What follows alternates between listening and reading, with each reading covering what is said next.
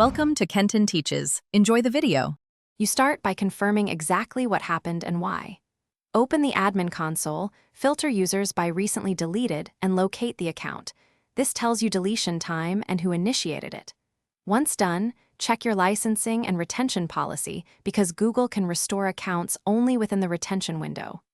Make sure backups or vault holds aren't overridden.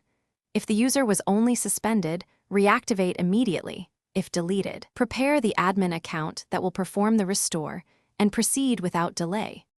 You'll now restore the account via Admin Console. Go to Users, click Recently Deleted, select the user, and choose Restore. This recovers the account and most core data. Once restored, immediately reset the password and reassign the correct primary email and aliases so logins work. Next, transfer drive and ownership items if some files were orphaned.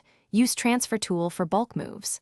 Finally, re-add the user to groups and the proper organizational unit to restore policies and access controls. Finish by verifying everything works.